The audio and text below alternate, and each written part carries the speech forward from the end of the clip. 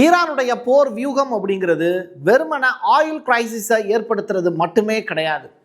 எதிரி ஒரு ஸ்டெப்பு போகும்போது அவங்களையும் தடுத்து நிப்பாட்டுறாங்க. அதே நேரத்தில் புதியதொரு வியூகத்தையும் வகுத்து அதை நோக்கி போகிறாங்க.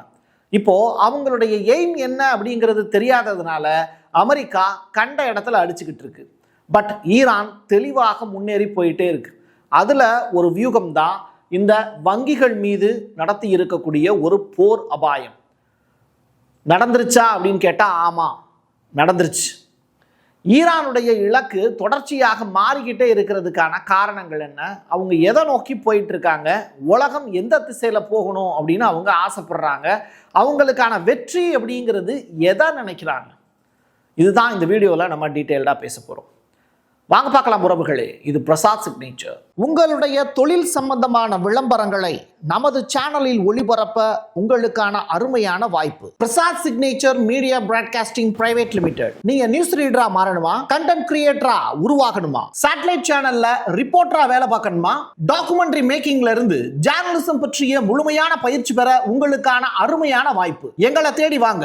ஆன்லைன் மற்றும் நேரடி பயிற்சி வகுப்புகளும் சர்டிபிகேட் கோர்ஸாவை கத்துத்தரும். மீடியா துறையில் 10 ஆண்டுகளுக்கு மேல அனுபவம் உள்ளவர்கள் பயிற்சி கொடுப்பார்கள். வாய்ஸ் ஓவர் தொடங்கி வாய்ஸ்லெஸ் பீப்புளுக்காக உங்களை சிறந்த ஜேர்னலிஸ்டா உருவாக்க வேண்டியது எங்களோட பொறுப்பு. ஸ்கூல்ஸ் அண்ட் காலேஜஸ்ல ஜூனியர் ஜேர்னலிஸ்ட்ங்கிற பேர்ல ஒர்க் ஷாப்பும் கண்டக்ட் பண்ணி கொடுக்கிறோம். மோட்டிவேஷனல் ஸ்பீக்கரா கடந்த 15 ஆண்டுகளா கல்வி நிறுவனங்களுக்கு நிகழ்ச்சிகளும் நடத்தி தரோம். தொடர்புக்கு 9944790333 94493594 prasadsignature@gmail.com. நமக்குன்னு ஒரு வீடு, அது எல்லாரோட வாழ்நாள் கனவு.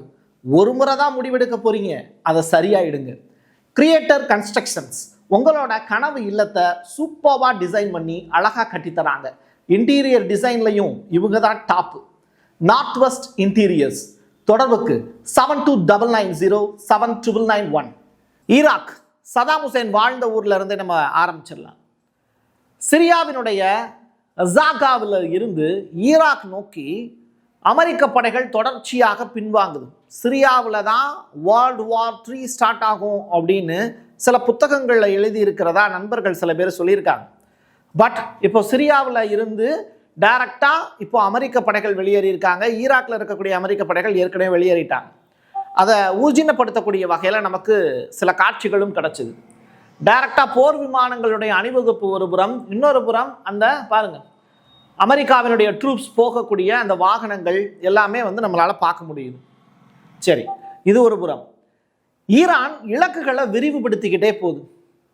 இஸ்ரேல், துபாய், அபுதாபி இது எல்லாத்துலேயுமே Google, Amazon, Microsoft, Nvidia, IBM, Oracle, ரைட்டா, பலந்தீர் அலுவலகங்களை சட்டப்பூர்வமான இலக்குகளாக பெயரிட்டு ஈரான் ஒரு ஹிட் லிஸ்ட்டை வெளியிட்டிருக்காங்க. இதை CNN மோப்பம் முடிச்சு செய்தியாக கேதர் பண்ணி கொடுத்துருக்காங்க. அப்போது ஈரான் அடுத்த கட்டமாக எதை நோக்கி போகுது அப்படின்னா தொழில்நுட்பங்களை நோக்கி போகுது. டெக்னாலஜியை முடக்கக்கூடிய வேலையை செய்ய போகிறாங்க. ஏன்னு கேட்குறீங்களா? அமெரிக்கா தொழில்நுட்பத்தை மட்டுமே நம்பி இருக்கு. அதனால தான் ரேடாரை பார்த்து பார்த்து பார்த்து அடித்தாங்க. ஞாபகம் இருக்கா அவங்களுக்கு? இப்போ அடுத்த கட்டமாக இன்ஃப்ராஸ்ட்ரக்சரில் கை வைக்கிறாங்க ஈரான். பில்லியன் கணக்கான டாலர் முதலீடுகள் இதனால டோட்டலாக அமெரிக்காவுக்கு டெஸ்ட்ராய் ஆகணும் அப்படின்னு சொல்கிறாங்க. பேங்க் அண்ட் ATM இதைத்தான் இப்போ எய்மாக வச்சு செயல்பட்டுக்கிட்டு இருக்காங்க ஈரான். அமெரிக்காவும் இஸ்ரேலும் சேர்ந்து நேற்று இரவு பேங்க் ATM மேலெல்லாம் ஈரான் மேலே அட்டாக் பண்ணாங்க. இதை பார்த்துக்கிட்டு இருக்கக்கூடிய ஈரானுக்கு ஏன் இந்த வேலையை நம்ம கரெக்டாக செய்யக்கூடாது, அவங்க தப்பு தப்பாக போய் அடிக்கிறாங்க, அதில் ஒரு பேங்க்கும் ATMமும் டேமேஜ் ஆயிடுச்சு அப்படின்னு சொல்லி செய்தி கிடைக்குது. உடனே இவங்க என்ன பண்ணுறாங்க, அதையே இலக்காக மாற்றி அமெரிக்காவினுடைய நிதியை முடக்கக்கூடிய வகையில் எல்லா பேங்கையும் ATMையும் போட்டு அப்படின்னு இப்போது அவங்க கண்ட்ரோலில் இருக்கக்கூடிய நபர்களுக்கு இப்போ செய்தி சொல்லிடுறாங்க. 1 கிலோமீட்டர் தொலைவுக்கு தள்ளி போயிடுங்க, இஸ்ரேலிய வங்கிகள் மற்றும் அமெரிக்காவினுடைய வங்கிகள் எங்கெங்கெல்லாம் இருக்கோ அதை டார்கெட் பண்ணி அடிங்க அப்படிங்கிறது தான் இப்போ ரிப்போர்ட். அப்போ எங்கெங்கெல்லாம் அந்த அடி விழுகும், மிடில் ஈஸ்டில் இருக்கக்கூடிய அமெரிக்காவினுடைய ட்ரூப்ஸ் இருக்காங்கல்ல, அவங்க தங்கி இருக்கக்கூடிய இடம், அவங்க சார்ந்து இருக்கக்கூடிய வங்கிகள், அமெரிக்காவினுடைய வங்கிகள் அங்கேயும் இருக்கும்ல. இப்போ பேங்க் ஆஃப் பரோடான்னு வச்சுருக்கோம், பரோடாக்காரங்களை அங்கே வச்சுருக்காங்க. அதே மாதிரி தான் ஒவ்வொன்றுமே பார்த்தீங்கன்னா இப்போ பேங்க் ஆஃப் அமெரிக்கான் இருக்குது, அமெரிக்காக்காரங்க வந்து இங்கே பேங்க் வச்சுருக்காங்க. அப்போ அந்த பேங்க் மேலே அட்டாக் நடத்துறதுங்கிறது அமெரிக்கா மேலே அட்டாக் நடத்துறது. இங்கே இருக்கிற அமெரிக்க எம்பசி மேலே முற்றுகையிடுறது அப்படிங்கிறது அமெரிக்காவே முற்றுகையிடுவதற்கு சமமாக தான் நினைப்பாங்க. அவ்வளோதான் கான்செப்ட்.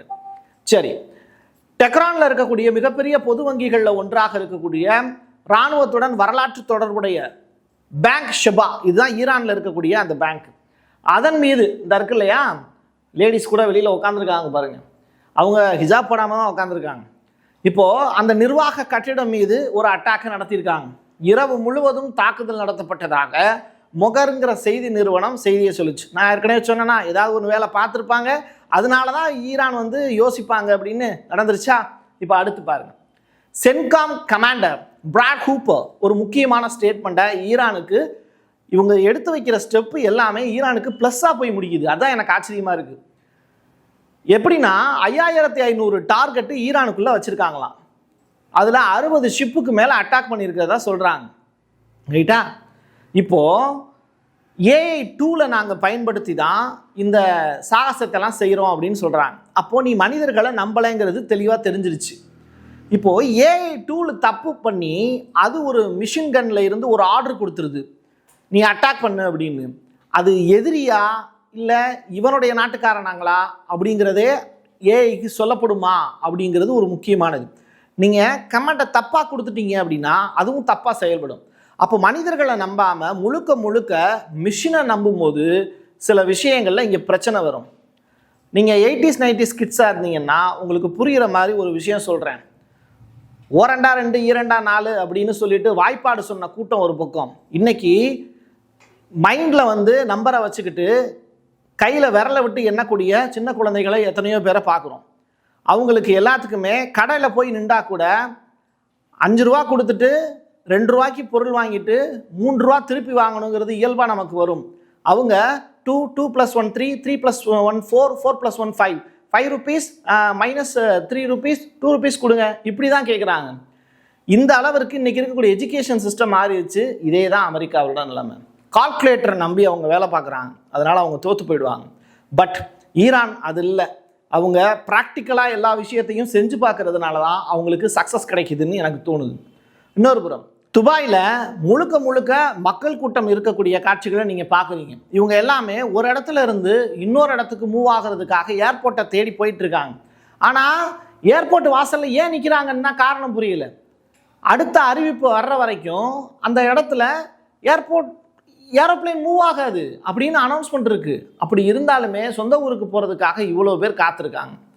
இந்த மக்களை நினச்சி என்ன சொல்கிறதுன்னு தெரியல. இருந்தாலும் அவங்களுடைய சுச்சுவேஷன் அவங்களுக்கு ரைட். ட்ரம்ப்புக்குன்னு சொல்லிட்டு மெய்காப்பாளர்கள் இருப்பாங்கல்ல, அந்த மெய்காப்பாளர்களில் ஒரு லேடி ஒருத்தவங்களுடைய ஃபோட்டோ இன்றைக்கி இணையத்தில் வைரலாக சுற்றிக்கிட்டு இருக்கு. அவங்க ரொம்ப இளமையாக இருக்காங்க அப்படிங்கிற மாதிரியான செய்திகளும் பரவிக்கிட்டு இருக்கு. யார் அவங்க அப்படின்னு சொல்லி தேடி போய் பார்த்தோம். அதில் அவங்க கிரேட்டா துன்பர்க் இருக்காங்கல்ல, அவங்கள மாதிரியே இருக்கிறதாவும் நெட்டிசன்கள் கமெண்ட் போட்டிருந்தாங்க. இந்த கிரேட்டா துன்பர்க் அப்படிங்கிறவங்க யாருன்னா, அவங்க ஒரு ஸ்வீடிஷ் சுற்றுச்சூழல் ஆழ்வரர். காசா மேலே ரொம்ப பாசமுடையவங்க. அவங்கள ரிவர் டு சி அப்படிங்கிற வார்த்தையை ரொம்ப பெரிய லெவலில் உச்சரித்து தனியாக காசா மக்களுக்காக உணவுலாம் எடுத்துகிட்டு போனாங்க போட்டில். அந்த மாதிரியான வேலையெல்லாம் பார்க்கக்கூடியவங்க. ஒருவேளை இவங்க தான் ட்ரம்ப்புக்கு பாதுகாப்பாளராக போயிட்டாங்களா அப்படிங்கிற மாதிரியான வார்த்தைகள்லாம் பயன்படுத்துகிறாங்க. எதுக்கு இவ்வளோ தூரம் எக்ஸ்பிளைன் பண்ணிவிட்டு அந்த லேடி ஒருத்தவங்க சொன்னான்ல, அவங்களோட வீடியோ பாருங்கள். இது ட்ரம்ப்பினுடைய கார் போகக்கூடிய இடம். இவங்க தான், இந்த லேடி தான் இப்போ அமெரிக்கா முழுவதும் பேசு பொருளாக மாறியிருக்காங்க. இவங்களை ஃபோக்கஸ் பண்ணி தான் இந்த கிரேட்டா துன்பர்க்கு தான் வந்து மெய்காப்பாளராக அவர் வச்சுருக்காரு அப்படிங்கிற மாதிரியான செய்திகள் பரவிக்கிட்டு இருக்கு. ஸோ இது ஒரு இன்ட்ரெஸ்டிங்கான ஃபேக்டராக இருந்தது, அதை நான் உங்களுக்கு ஷேர் பண்ணணும்னு நினச்சேன். சரி, இப்போது ஈரான் அமெரிக்காவையும் இஸ்ரேலையும் எதெல்லாம் வச்சு த்ரெட்டன் பண்ணுறாங்க? எக்கனாமிக் இன்ஃப்ராஸ்ட்ரக்சர், யூஎஸ்னுடைய இந்த டெக் கம்பெனிஸ் இருக்குல்ல அவங்கள, அது மட்டும் இல்லை renewable energy, data center, power grid, இந்த ஏஐ டூல்ஸ் இருக்குல்ல, இதை தான் அவங்களுடைய இலக்காக அடுத்து ஃபிக்ஸ் பண்ணுறாங்க. ரெண்டாவது டேட்டா சென்டர்ஸ்லாம் ரொம்ப முக்கியமானது. அது அந்த இடத்துல அட்டாக் பண்ணுறாங்க அப்படின்னா அவங்களுக்கான பெரிய இழப்பு. ஸோ ஒட்டுமொத்த உள்கட்டமைப்பும்பாங்க, அந்த கட்டமைப்புகளை உடைக்கிறது தான் இப்போதைக்கு அடுத்த பிளான் அப்படின்னு சொல்லிட்டு சொல்லப்படுது. இதில் ஈரானுக்கு எந்த அளவுக்கு சக்ஸஸ் கிடைக்க போகுது அப்படிங்கிறது தெரியல. பட் இதை சொல்லிட்டு அவங்க செய்ய போறாங்க அப்படின்னா அவங்கள்ட்ட அந்த திட்டத்தையும் அதை செயல்படுத்துவதற்கான வியூகமும் சரியாக இருக்கும் அப்படின்னு தான் நினைக்க தோணுது.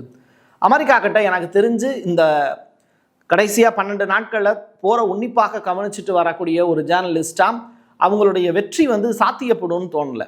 அவங்க எடுத்து வைக்கக்கூடிய அடுத்த ஸ்டெப்புங்கிறது ஐரோப்பாவை இழுப்பாங்க, அணு ஆயுதங்களை எடுப்பாங்க, மற்ற நாடுகளை போருக்குள்ளே இழுக்கிறதுக்கு ட்ரை பண்ணுவாங்க, தோல்வி பயத்தில் தப்பான பாதைக்கு போவாங்க. கடைசியில் அமெரிக்கா தோத்ததாகத்தான் வரலாறு சொல்லுமே தவிர அவங்க ஜெயிச்சதா வரலாறு எழுதாது. ஸோ கூட்டணி அமைக்கிறது தப்பா பிரசாத் அப்படின்னு கேட்டால் கூட்டணி அமைக்கிறது தப்பு இல்லை. தனியாக தான் போரிட வந்தீங்க, தனியாகவே போரிட்டு ஜெயிக்கிறதுக்கான வாய்ப்புகளை உருவாக்கணும் அமெரிக்காவும் இஸ்ரேலும். அதை விட்டுட்டு பிரான்ஸ், யூகே, ஐரோப்பிய நாடுகள், நாட்டோவெல்லாம் ஒன்று சேர்த்தாங்க அப்படின்னா அமெரிக்கா இங்கு தோற்ற நாடாகத்தான் கருதப்படும். என் கையெழுத்து என் மக்களுக்கான உறவுகளை மீண்டும் ஒரு பதிவில் சந்திக்கலாம். நன்றி வணக்கம். உங்களுடைய தொழில் சம்பந்தமான விளம்பரங்களை நமது சேனலில் ஒளிபரப்ப உங்களுக்கான அருமையான வாய்ப்பு. Prasad signature media broadcasting private limited. நீங்க நியூஸ் ரீடரா மாறணுமா, கண்டென்ட் கிரியேட்டரா உருவாகணுமா, சேட்டலைட் சேனல்ல ரிப்போர்ட்டரா வேலை பார்க்கணுமா, டாக்குமெண்ட்ரி மேக்கிங்ல இருந்து ஜேர்னலிசம் பற்றிய முழுமையான பயிற்சி பெற உங்களுக்கான அருமையான வாய்ப்பு. எங்களை தேடி வாங்க. ஆன்லைன் மற்றும் நேரடி பயிற்சி வகுப்புகளும் சர்டிபிகேட் கோர்ஸாவை கத்துத்தரும். மீடியா துறையில் 10 ஆண்டுகளுக்கு மேல அனுபவம் உள்ளவர்கள் பயிற்சி கொடுப்பார்கள். வாய்ஸ் ஓவர் தொடங்கி வாய்ஸ்லெஸ் பீப்புளுக்காக உங்களை சிறந்த ஜேர்னலிஸ்டா உருவாக்க வேண்டியது எங்களோட பொறுப்பு. ஸ்கூல்ஸ் அண்ட் காலேஜஸ்ல ஜூனியர் ஜேர்னலிஸ்ட்ங்கிற பேர்ல ஒர்க் ஷாப்பும் கண்டக்ட் பண்ணி கொடுக்கிறோம். மோட்டிவேஷனல் ஸ்பீக்கரா கடந்த 15 ஆண்டுகளா கல்வி நிறுவனங்களுக்கு நிகழ்ச்சிகளும் நடத்தி தரோம். தொடர்புக்கு 9944790333 94493594 prasadsignature@gmail.com. நமக்குன்னு ஒரு வீடு, அது எல்லாரோட வாழ்நாள் கனவு. ஒரு முறை தான் முடிவெடுக்க போறீங்க, அதை சரியாயிடுங்க. கிரியேட்டர் கன்ஸ்ட்ரக்ஷன்ஸ் உங்களோட கனவு இல்லத்தை சூப்பர்வா டிசைன் பண்ணி அழகா கட்டித்தராங்க. இன்டீரியர் டிசைன்லையும் இவங்க தான் டாப். North west interiors. தொடர்புக்கு 7299079991.